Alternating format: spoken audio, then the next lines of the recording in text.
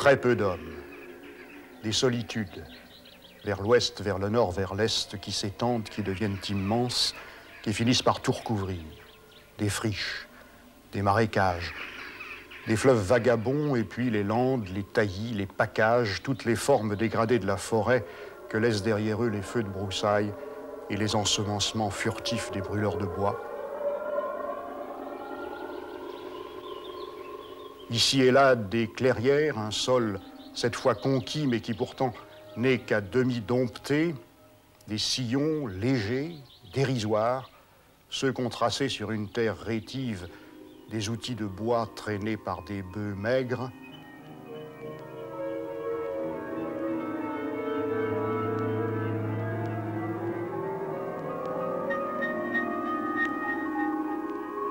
Dans cet espace nourricier, de grandes taches vides encore, tous les champs que l'on laisse en jachère, 1 an, 2 ans, 3 ans, 10 ans parfois, pour que naturellement, dans le repos, se reconstituent les principes de leur fertilité.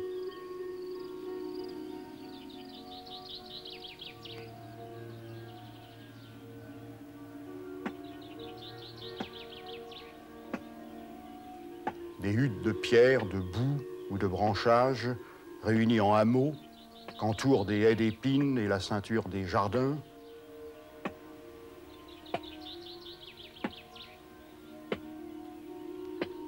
De loin en loin, une cité, une enceinte, tant bien que mal réparée.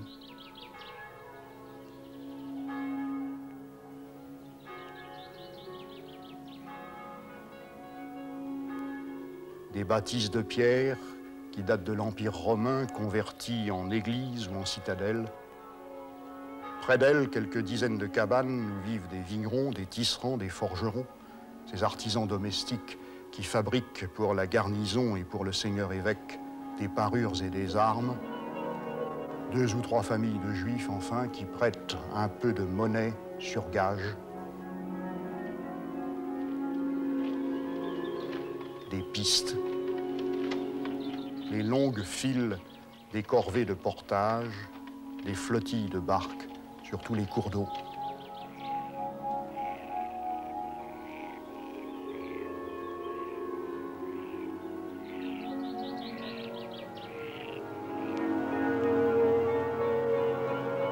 Tel est l'Occident de l'an 1000, un monde sauvage.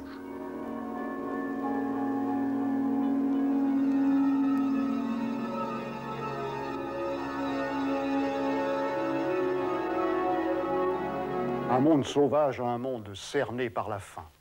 Lorsque les paysans de cette époque sèment 1 grain de blé, combien espèrent-ils en récolter? Tout au plus 3 ou 4 si l'année est vraiment bonne. C'est-à-dire de quoi tenir jusqu'au printemps, jusqu'au moment où l'on peut courir les bois, pêcher, chasser, cueillir des baies, cueillir des racines, des herbes. C'est-à-dire de quoi tromper sa faim. La faim obsédante. Et d'autant plus que, à ce moment, la population recommence de croître et que ce monde vide est en réalité surpeuplé.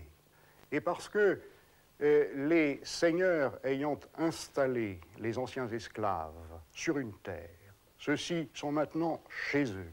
Ceux-ci maintenant engendrent des enfants et ces enfants vivent. Et nous ne comprendrions pas si nous ne pensions pas à l'existence de la seigneurie, à ce pouvoir sur les paysans d'un tout petit groupe de prêtres et de guerriers. Nous ne comprendrions pas comment les œuvres d'art que cette série de films entend présenter auraient pu surgir d'un monde aussi tragiquement sauvage. Cette sorte de respect, de crainte ancestrale devant le bois, devant la forêt profonde, tout cela n'est pas vaincu. On ose à peine s'aventurer dans ces solitudes pour les réduire, pour les dominer, pour les forcer à produire davantage.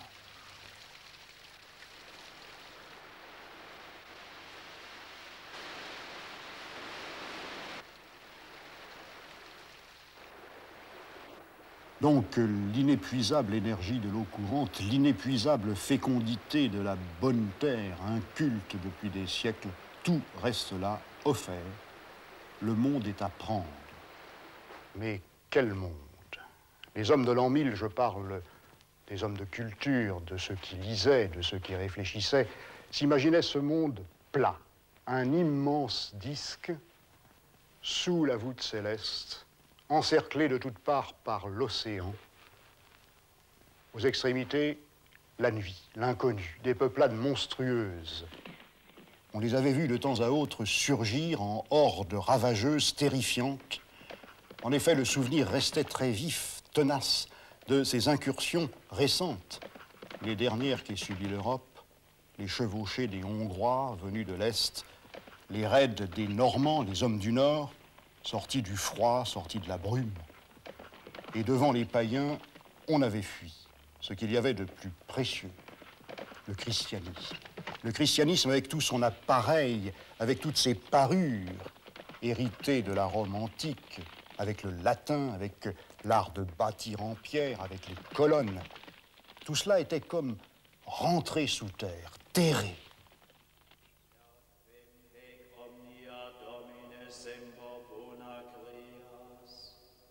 Terré dans les cryptes, comme ici, dans celle de Tournu. Et les moines qui l'ont construite s'étaient en effet enfuis toujours plus loin, d'étape en étape, devant l'invasion normande. Et in ipso est tibi Deo Patri omnipotenti, in unitate Spiritus Sancti, omnis honor et gloria, per omnia saecula saeculorum. Un monde plat, cerné de terreur, mais un centre, carré, le pivot, le moyeu, Jérusalem, le point d'espérance, et tous les regards tournés vers lui, vers ce lieu où le Christ était mort et d'où le Christ était monté aux cieux.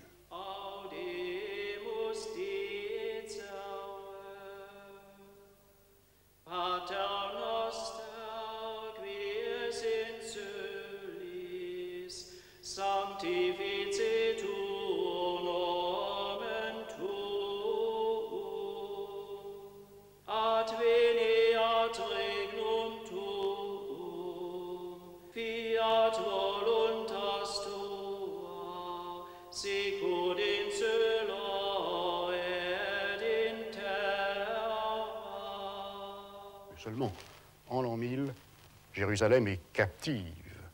Les infidèles s'en sont emparés. Et le monde connu, le monde civilisé, se divise en trois parts.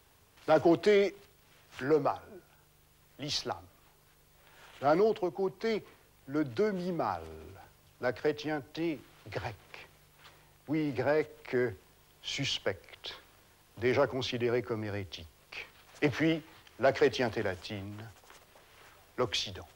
Et là, en Occident, deux hauts lieux. Rome, mais Rome est sur la frontière à demi grecque, et surtout, Aix-la-Chapelle. Aix-la-Chapelle, la nouvelle Rome.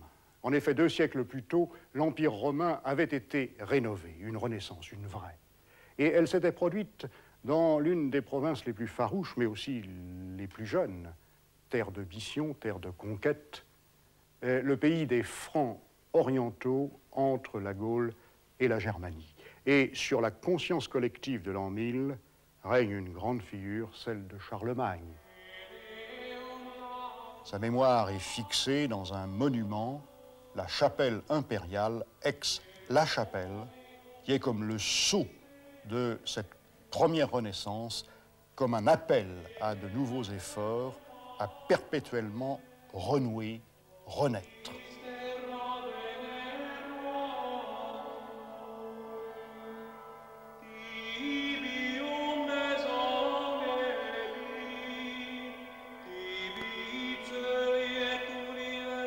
Ce bâtiment s'est voulu impérial et romain, 2 modèles. Rome, Jérusalem, 2 églises rondes, et symbolisant par l'organisation de l'espace intérieur la relation entre le visible et l'invisible, symbolisant le passage. Passage du carré, signe de la terre, au cercle, signe du ciel, par l'octogone.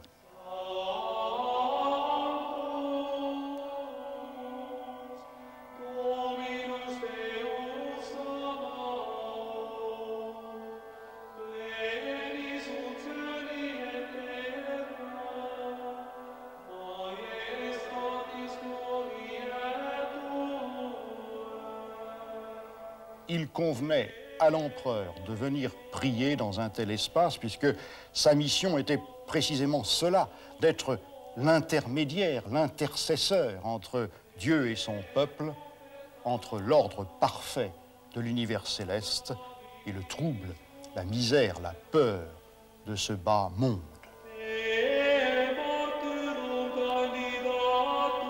Et dans la chapelle, 2 niveaux. À l'étage inférieur, les gens de la cour, les domestiques, ceux qui servent l'empereur par la prière, par les armes, par le travail, la foule des hommes qu'il commande, qu'il chérit et qu'il doit élever vers le bien plus haut, vers lui.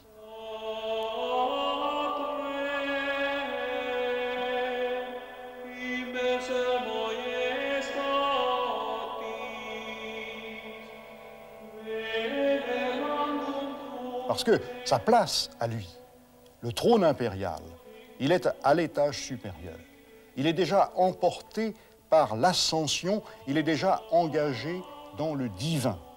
Les hymnes de louange que l'on chantait pendant les grandes fêtes autour de la personne du souverain disaient celui-ci élevé, non pas bien sûr jusqu'au niveau de Dieu, mais au moins jusqu'au niveau des archanges. Et cette tribune s'ouvrait à l'extérieur sur la grande salle où Charlemagne rendait la justice, tournée vers le terrestre. Mais le trône regardait, lui, vers l'intérieur, vers l'autel et vers la coupole où siège le Tout-Puissant. Il regardait vers les choses du ciel pour un tête-à-tête solitaire avec le Seigneur Dieu.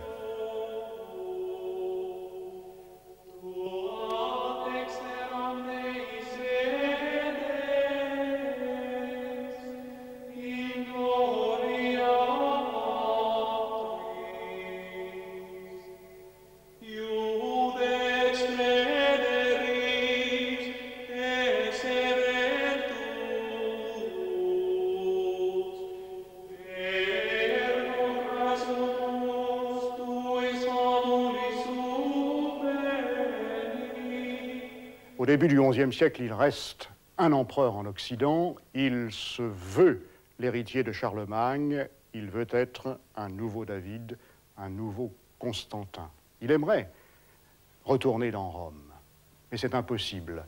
L'indocilité de l'aristocratie romaine et les miasmes dont est pleine cette ville insalubre l'en empêchent.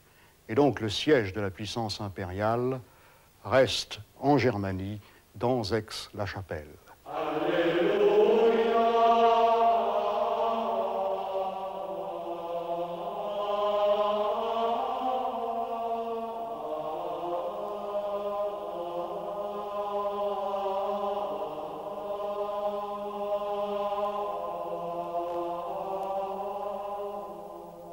L'empereur de l'an 1000, Othon III, a fait chercher le tombeau de Charlemagne, il a fait briser le pavement de l'église, il a fait creuser jusqu'à qu'on trouvât le sarcophage, il l'a fait ouvrir, il a pris la croix d'or qui pendait au cou du squelette, il a pris ce qui n'était pas putréfié de ses vêtements et il s'en est revêtu. Et c'est pour ça que s'accumule dans la chapelle d'Aix, autour du souvenir carolingien, tout ce qu'il y a de plus précieux, tout l'or que l'on peut rassembler dans ce monde extrêmement pauvre.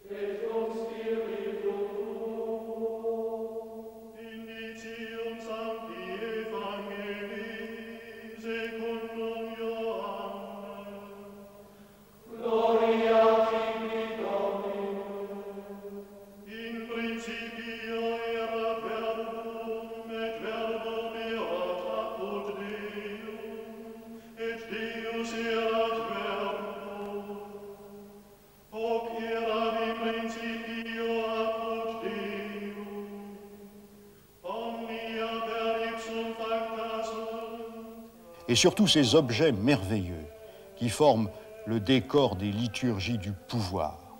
Sur ces objets, des signes sont placés pour manifester l'essence divine de l'empereur.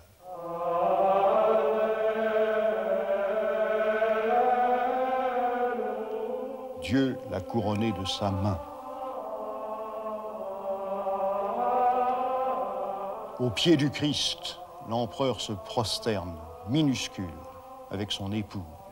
Et pourtant, il est sur la terre imprégné de la toute-puissance. Il tient dans l'une de ses mains, comme le Christ dans le ciel, ce globe qui est le symbole de la totalité de l'univers, une illusion.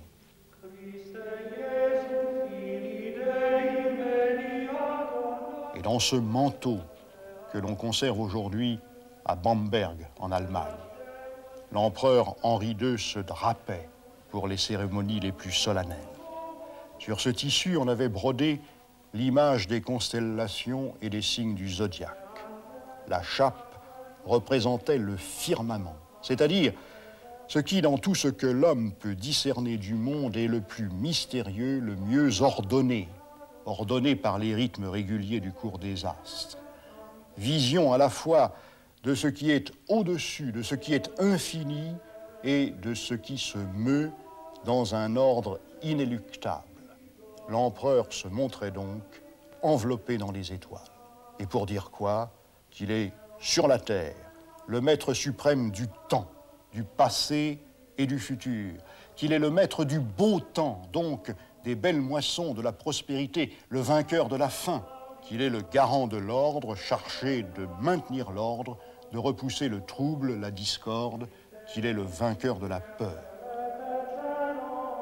Dieu dit qu'il y ait des luminaires au firmament du ciel pour séparer le jour et la nuit, qu'ils servent de signes, tant pour les fêtes que pour les jours et les années, qu'ils soient des luminaires au firmament du ciel pour éclairer la terre, et il en fut ainsi. Dieu fit les deux luminaires majeurs, le grand luminaire comme puissance du jour et le petit luminaire comme puissance de la nuit et les étoiles. Dieu les plaça au firmament du ciel pour éclairer la terre, pour commander au jour et à la nuit, pour séparer la lumière et les ténèbres, et Dieu vit que cela était bon. Et imaginons l'extraordinaire, l'incommensurable distance entre cette parade du pouvoir et tout autour la forêt, les tribus sauvages d'éleveurs de porcs, ces paysans pour qui le pain lui-même et le pain le plus noir était un luxe exceptionnel. L'Empire, un rêve. L'Empire était un rêve et la réalité.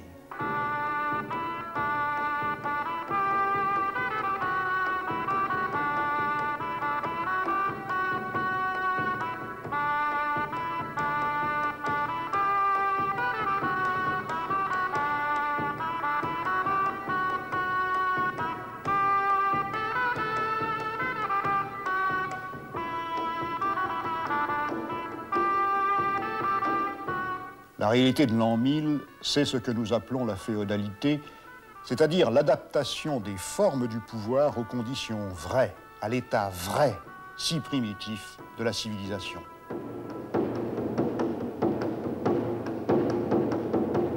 Pas de route, pas de monnaie ou presque, et par conséquent, personne ne peut commander de loin. Le chef obéit est celui que l'on voit, que l'on touche, le chef local. La peur toujours de l'invasion, le chef obéit est celui qui peut tenir tête aux envahisseurs, aux pillards, qui peut protéger, offrir un refuge où tout le peuple peut venir s'entasser un moment en laissant passer la tourmente. La féodalité, par conséquent, c'est d'abord le château. Ce sont les forteresses innombrables, des châteaux partout.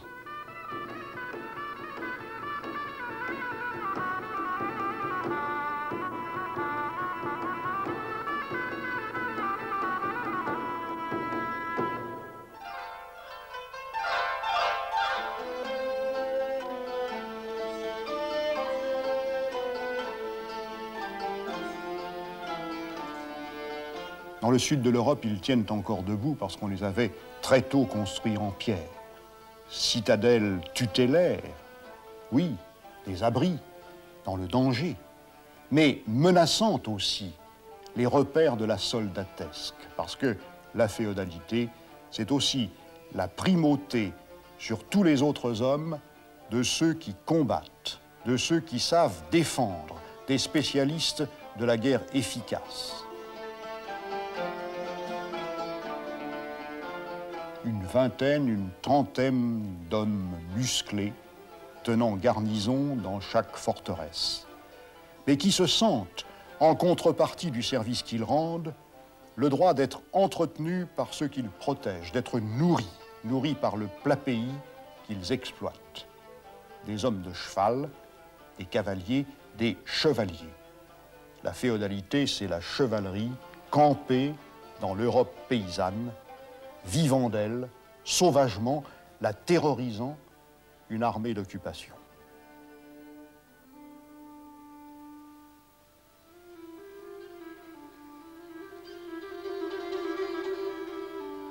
Et je place maintenant cette autre broderie, la toile de la conquête, comme on disait à cette époque, ou, comme nous disons nous, la tapisserie de Bayeux. Elle vient d'Angleterre, de l'Angleterre récemment conquise par les Normands.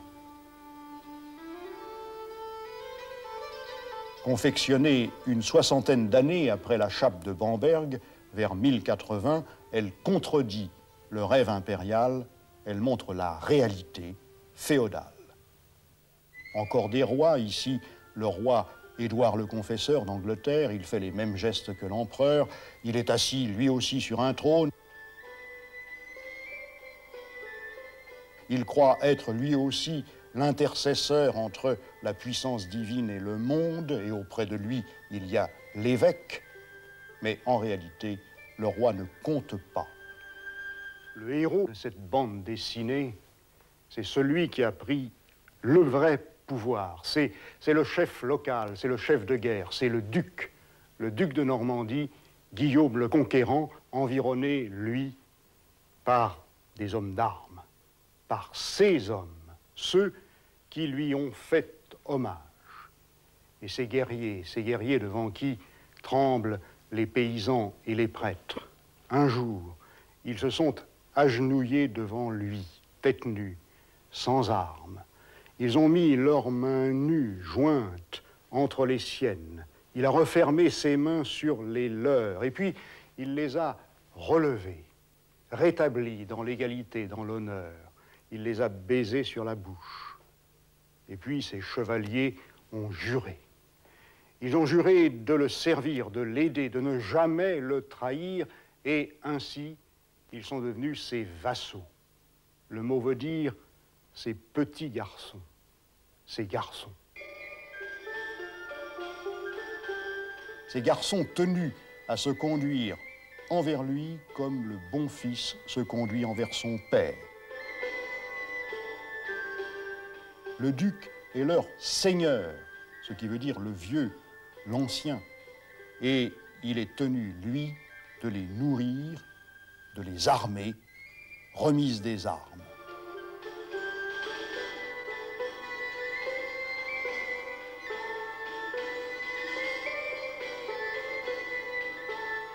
Tout le vif du progrès matériel qui commence s'est porté vers le perfectionnement de l'armement.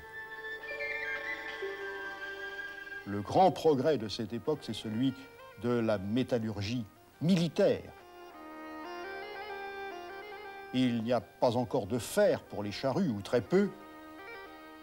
Que font les forgerons?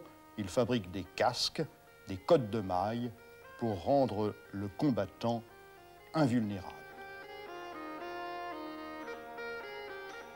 Et l'objet peut-être le plus lourd de signification de cette époque, c'est l'épée. Un signe de puissance, outil de la répression, outil de l'exploitation du peuple. Plus que le cheval, c'est l'épée qui distingue le chevalier, qui est l'emblème de sa supériorité sociale. L'épée magique. Elle porte son nom propre. À l'heure de mourir, le premier souci de Roland est pour son épée Durandal. Être chevalier, c'est vivre dans les plaisirs du corps. La fonction remplie, la fonction militaire, autorise une fête permanente qui est aussi un exercice d'entraînement, la chasse. Et c'est pour cela que les plus belles forêts réservées à ce divertissement noble sont interdites aux défricheurs.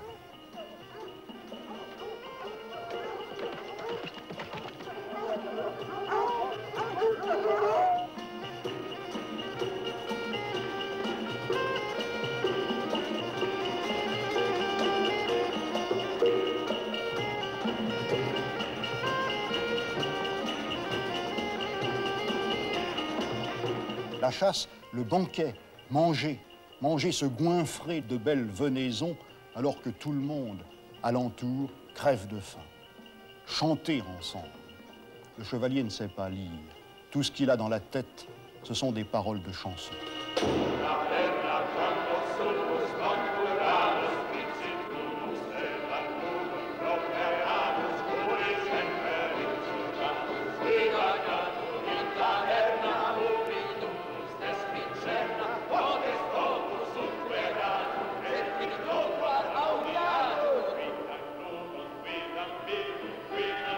Manger le pain ensemble, le bon pain blanc, celui-là tellement rare, et que les paysans soumis s'acharnent les mains nues à produire.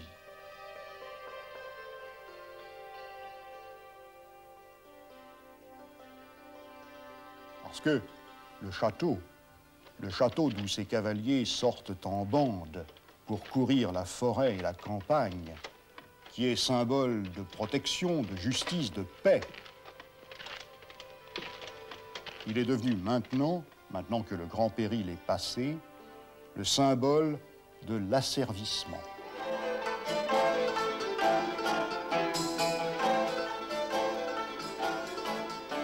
Le château et près de lui, bien sûr, l'église, parce que ces guerriers farouches ont peur de la damnation et de temps en temps, ils s'agenouillent devant les prêtres. Et par conséquent, 3 catégories dans la société de cette époque.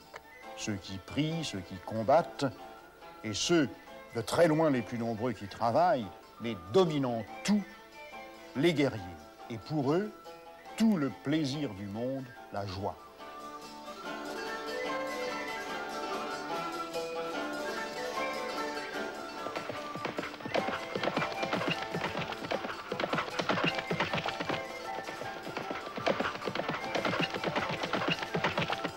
La joie la plus vive, c'est la joie de combattre.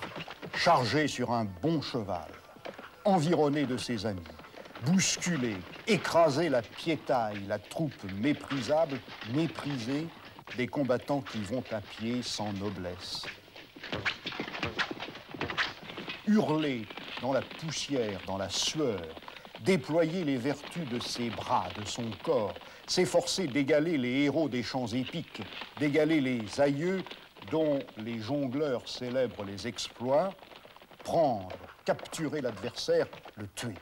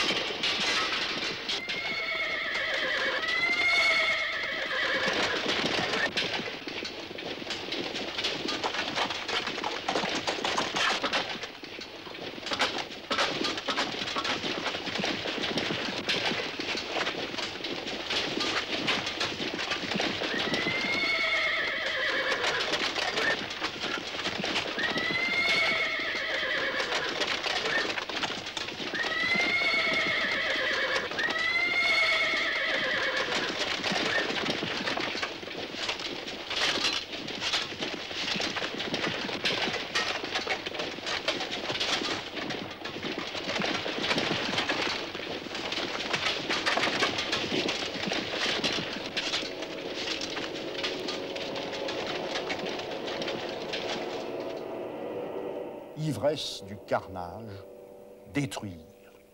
Et le soir, le chant jonché. Voilà la modernité du XIe siècle.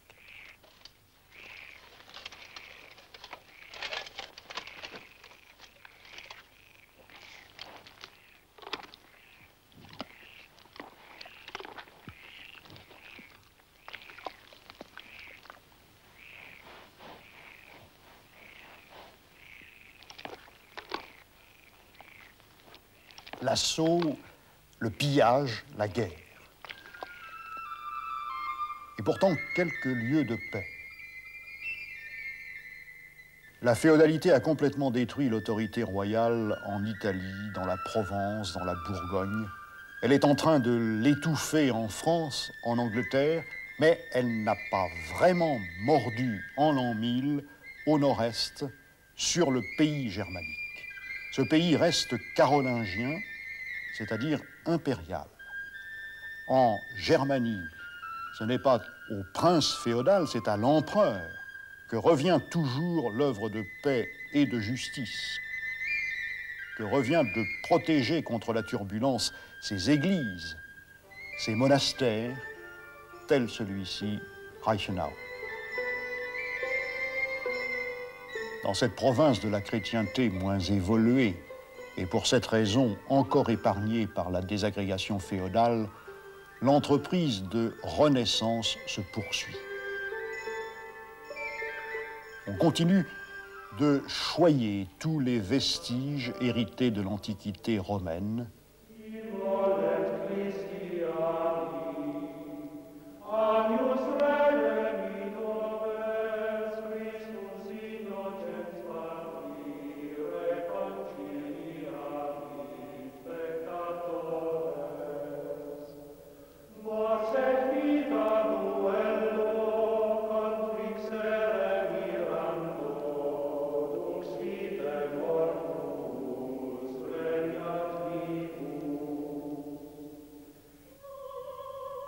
Et complétant cet héritage, ce qui vient tout frais de la Nouvelle Rome, de Byzance, parce que les épouses des empereurs de l'an 1000 sont byzantines et elles apportent avec elles de la chrétienté d'Orient beaucoup plus civilisée, toute une charge de haute culture, tout un savoir et des objets précieux superbes.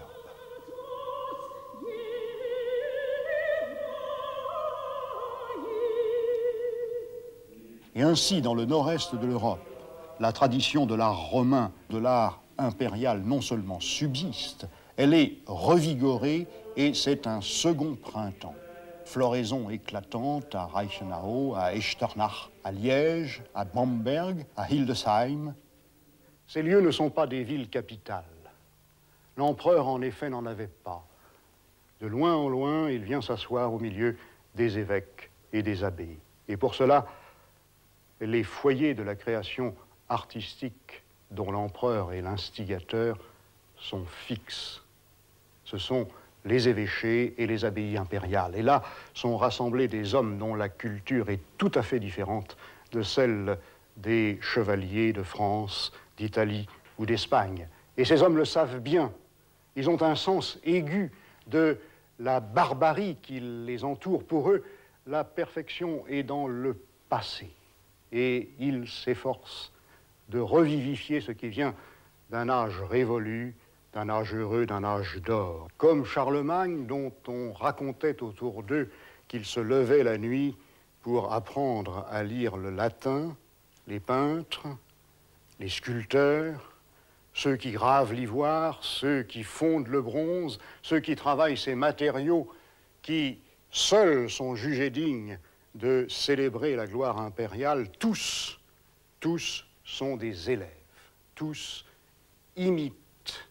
Et pour cela, ils ressuscitent un art qui refuse la géométrie abstraite des bijoux barbares, un art qui se veut dans le droit fil de l'équilibre de l'humanisme antique, une esthétique proprement classique.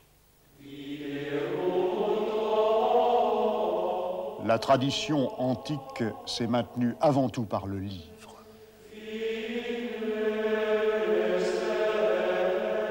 Pour les hommes dont je parle, pour les évêques, pour les abbés, le livre était peut-être l'objet le plus précieux parce qu'il contenait la parole.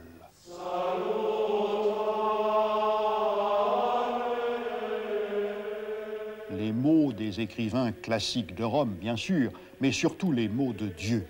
Cette parole par quoi le divin établissait sa présence en ce monde. Le livre, il convenait donc de l'orner avec plus de soin encore que les parois du sanctuaire, que l'autel, que les vases sacrés. Et dans le livre, la liaison s'opérait plus étroite que nulle part entre l'écriture et l'image.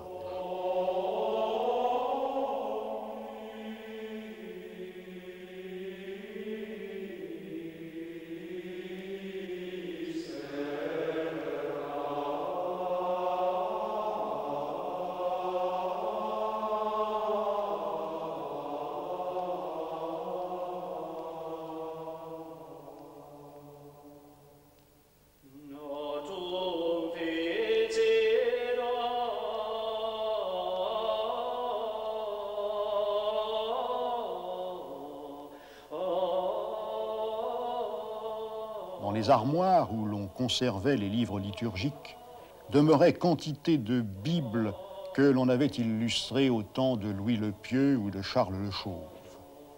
Leurs pages étaient ornées de peintures qui presque toutes imitaient des modèles romains.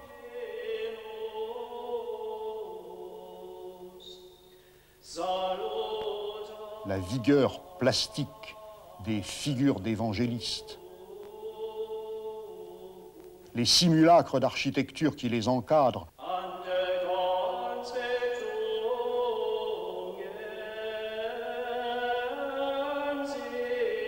le décor des initiales s'accordait parfaitement aux leçons d'humanisme que distribuaient les écrits toujours relus de Sénèque ou de Virgile.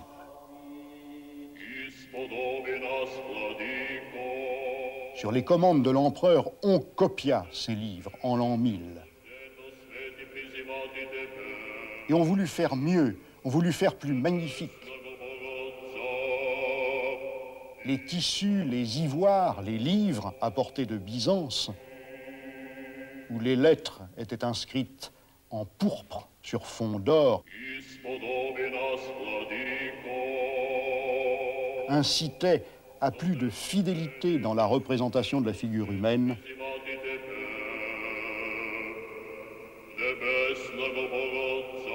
incitaient à recourir à des ornements plus somptueux.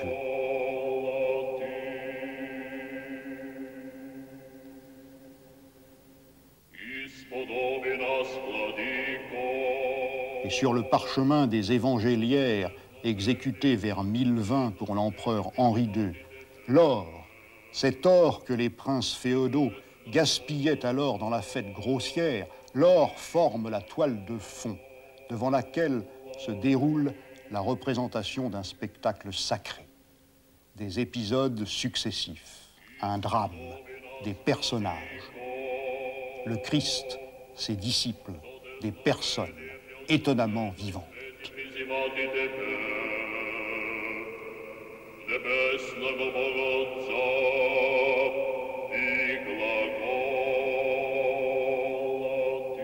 Et l'or servait encore à disposer de semblables scènes devant les autels. L'autel de la chapelle d'Aix, l'autel de la cathédrale de Bâle.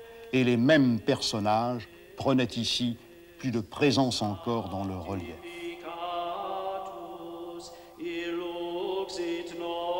Des livres, des devants d'autel, des croix. Dans l'art dont l'empereur de l'an 1000 est l'inspirateur, la croix est moins montrée comme l'instrument d'un supplice que comme l'emblème d'un triomphe. La croix, croisement des deux axes de l'univers, sur quoi se plaque l'image d'un Christ toujours vivant, d'un Christ couronné, et conjointement la puissance sacrée de l'empereur, lieutenant du ciel, archange, délégué. Et de cette délégation, la croix apparaît comme le signe de même que l'insigne visible de la chevalerie et de toutes les agressions dont elle est porteuse est l'épée, la croix qui parle de paix, qui parle d'ordonnance et de résurrection, est alors de la fonction impériale l'insigne le plus éminent. De ces croix, parées des bijoux les plus merveilleux, légués par la gloire romaine, parées de ce camée qui est le camée d'Auguste, la croix brandie comme un étendard pour refouler le mal, c'est-à-dire le trouble, c'est-à-dire la mort, eh bien vers elle converge toute l'entreprise de rénovation. De cette entreprise de rénovation, le meilleur artisan fut peut-être Bernward, évêque de Hildesheim, tout près de la Baltique. Il était évêque, sacré comme l'étaient les empereurs, imprégné par les rites du sacre, de la sagesse divine et chargé de la répandre, un éducateur, il était précepteur des enfants royaux. Bernward fit confectionner une colonne imitée de la colonne Trajane de Rome, historiée comme elle, entourée d'une longue bande dessinée semblable à la tapisserie de Bayeux, mais non pas brodée, celle-ci, fondue à l'antique dans le bronze.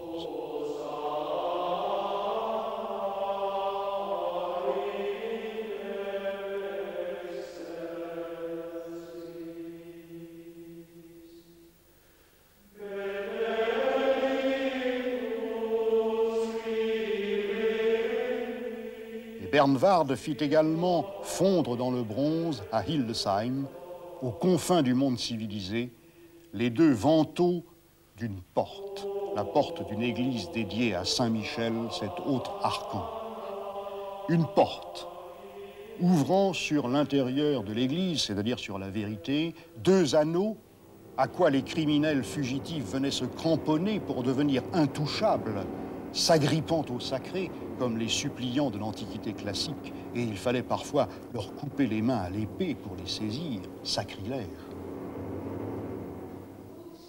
Bernward suivait l'exemple de Charlemagne, qui avait lui aussi fait fondre des portes en bronze, mais jusqu'alors, les bronzes des portails n'avaient pas porté d'image.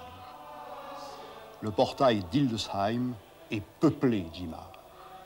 Dressé à la vue du peuple, à la vue du monde corrompu, barbare, ces portes enseignent le bon, le vrai, le sage. Ce sont les instruments d'une exhortation, d'un sermon.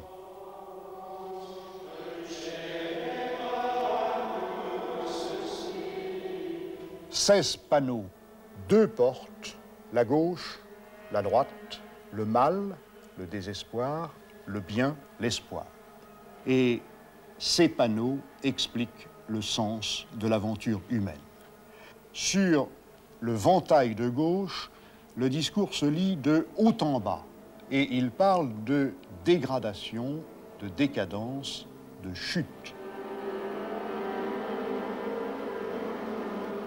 La création de l'homme et de la femme, de très beaux corps, et puis la tentation, le serpent, la faute,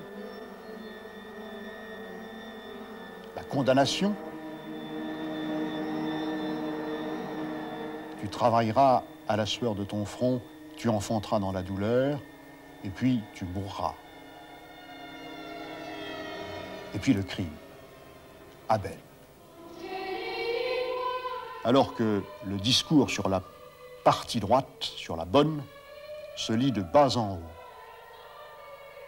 Il proclame le relèvement possible, il appelle à la résurgence, à la résurrection, il montre le chemin, la marche à suivre.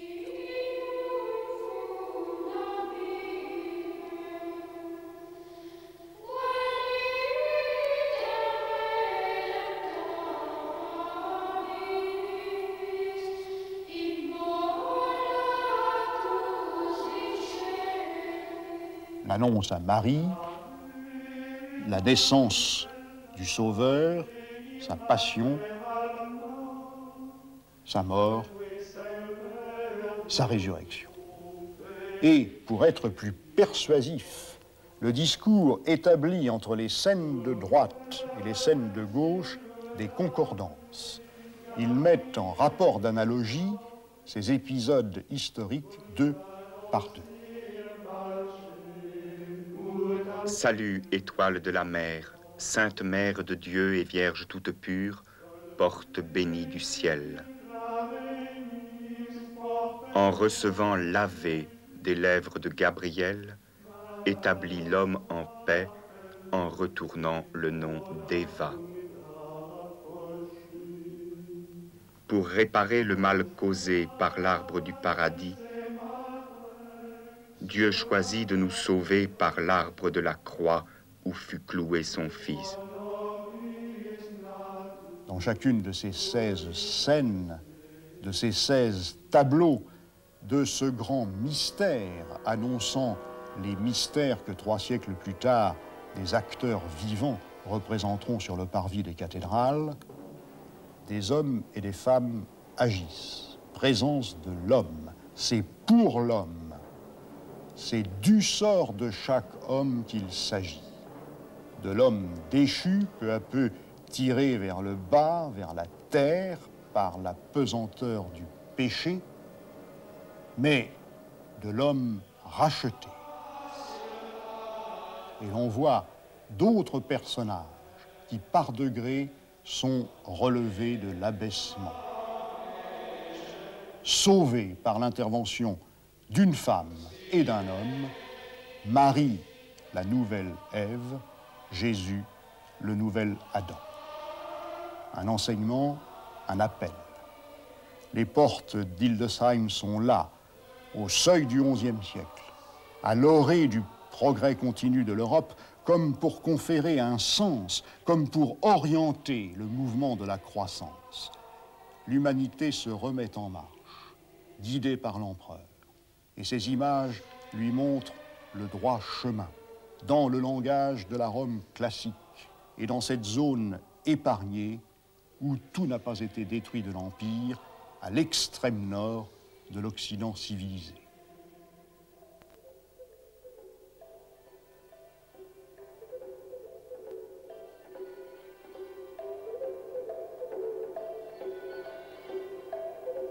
Alors qu'au sud, à l'opposé, sur une autre frontière, celle qui borde la part de la terre occupée par les musulmans, sur le front d'un combat permanent qui devient peu à peu une guerre sainte et victorieuse, annonciatrice de la croisade, s'érigent d'autres refuges de la haute culture. Ce bâtiment hérissé, farouche, n'est pas du tout un repère de chevaliers, ça n'est pas un château.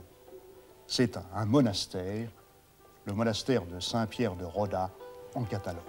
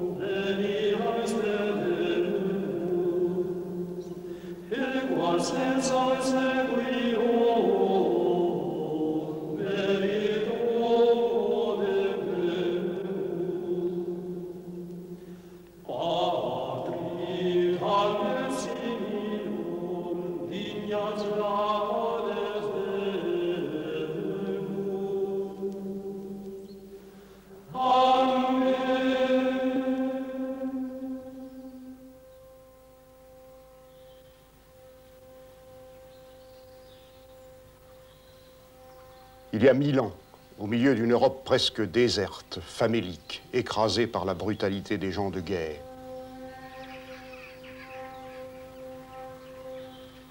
quelques trésors merveilleux, ça et là, où s'accumule ce qu'il y a de plus précieux sur la terre, de plus rutilant, de plus fascinant.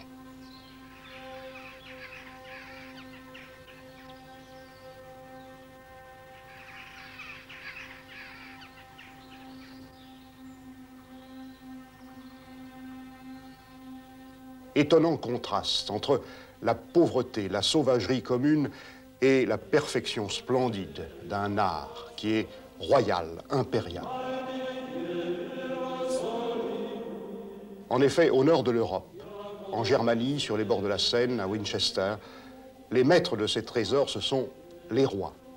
Des rois qui se disent les héritiers de Charlemagne et par conséquent des empereurs romains. C'est pourquoi l'art du Nord apparaît comme une renaissance, ou plutôt ce qui revit de la tradition antique, classique, volonté de classicisme.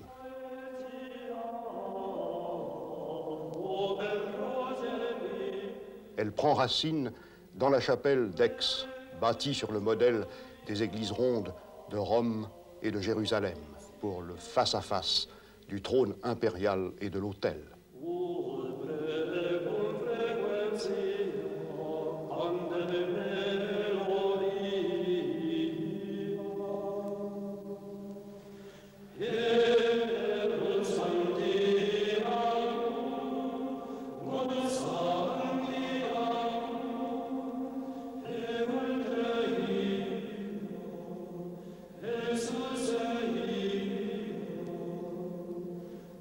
En l'an 1000, cette volonté de classicisme rejaillit sur les figures d'or de l'autel de la cathédrale de Bâle, sur les pages des livres peints pour l'empereur Henri II.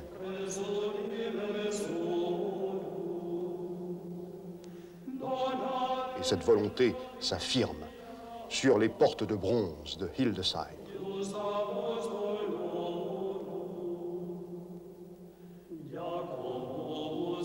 Et là, en pleine barbarie, on peut voir les germes de toutes les renaissances humanistes qui dès lors vont se succéder.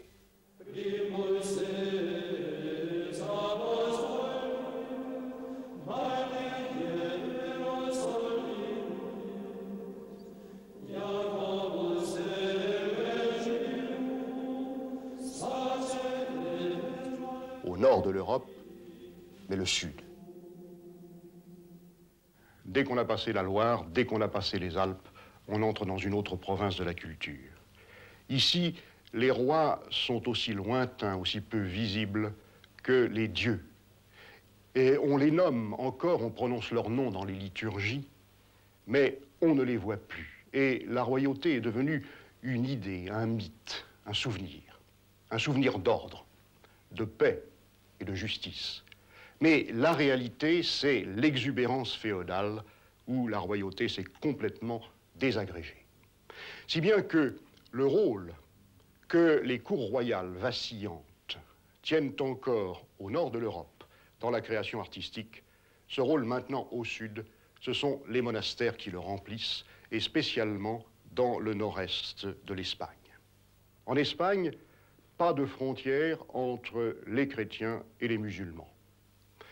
Des affrontements militaires permanents, des alternances de succès et de revers. Tantôt, ce sont les escadrons de l'islam qui foncent sur Barcelone jusqu'aux Pyrénées, tantôt au contraire. Ce sont les guerriers du Christ qui galopent jusqu'à Cordoue, qui forcent les portes de Cordoue. Mais de vraies barrières, jamais, et des échanges, toujours. Il existe comme une chaîne de communautés chrétiennes qui relie les monastères de Catalogne, Cardona, Saint-Père de Roda, au très vieux, au très vivace foyer de la chrétienté orientale. Et sans cette communication, sans cette conjonction, on ne comprendrait pas les innovations architecturales dont les églises des Pyrénées furent le lieu au début du XIe siècle. Et on ne s'expliquerait pas surtout cet accent puissant qui marque à Gérone, en pleine Catalogne, les peintures ornant ce manuscrit du commentaire de l'Apocalypse.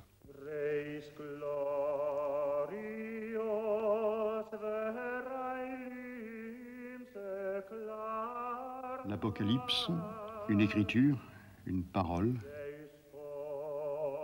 Dans la mesure où les moines accomplissent un travail matériel, c'est cela. Transcrire la parole de Dieu sur le parchemin, lettre après lettre.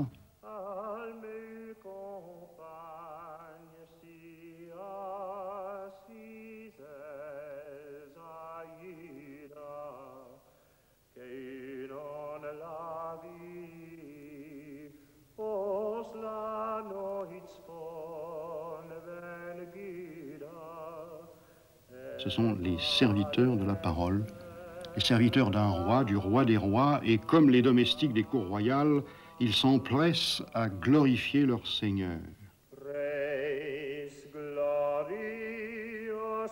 Ce Seigneur dont la présence en ce monde se révèle d'abord par des mots qui sont la clé de l'autre monde, des mots de passe, mystérieux.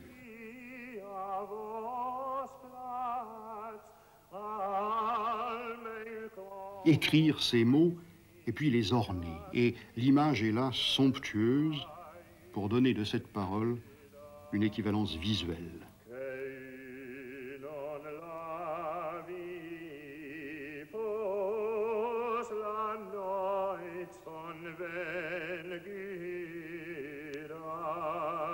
Comme les cours des rois du Nord, mais beaucoup plus efficacement, les monastères du Sud sont alors les grands ateliers.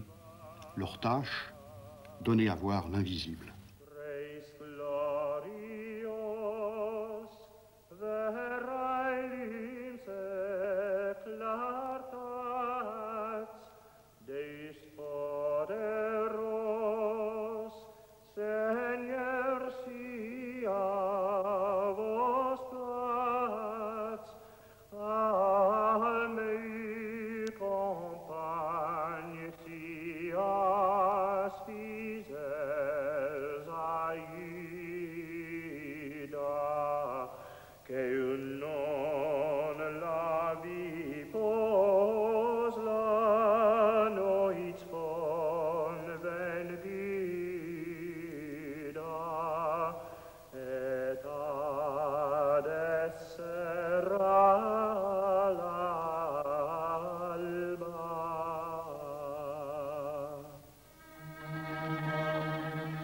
Les moines sont vénérés parce qu'ils sont plus purs.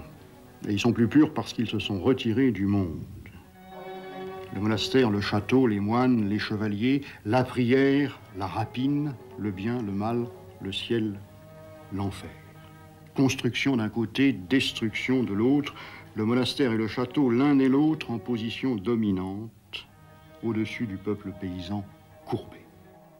Le peuple paysan d'où vient cependant toute la richesse et qui nourrit le monastère de ses offrandes, parce que les paysans ont peur de la nuit, du jugement, et parce qu'ils pensent que les monastères, nécessairement, doivent être splendides, dressés comme des assises d'espérance.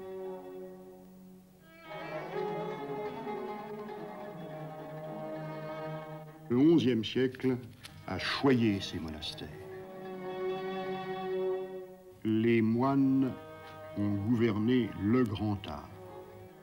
Les grands foyers de l'art nouveau, ce sont les monastères.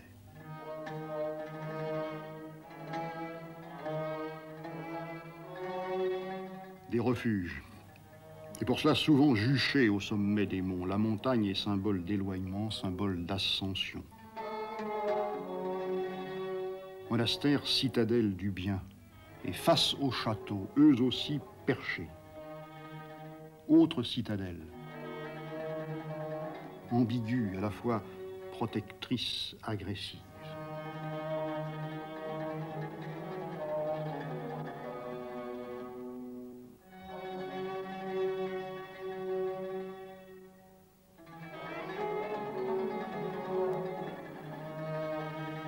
Cerné de solitude, le monastère est entouré des champs qui le nourrissent. Qui nourrissent quelques dizaines, parfois plusieurs centaines d'hommes, tous sortis de l'aristocratie et rassemblés dans une famille.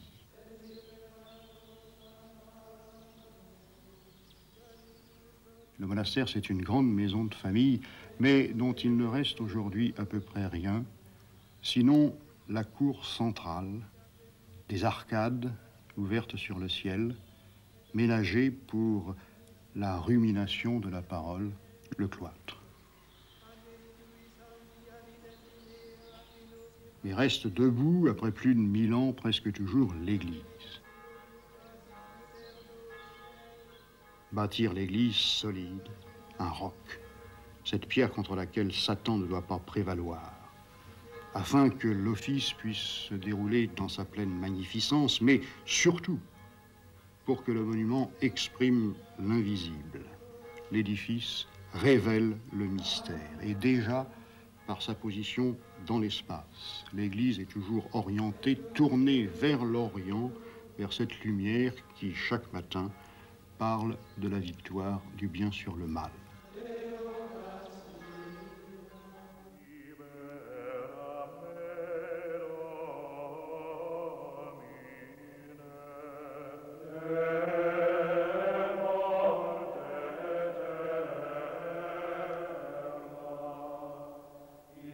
Mais l'Église parle aussi par sa structure. Et c'est pour ça que les constructeurs de l'Europe du Sud ont voulu qu'elle soit tout entière en pierre pour exprimer l'unité de substance qui est celle de Dieu.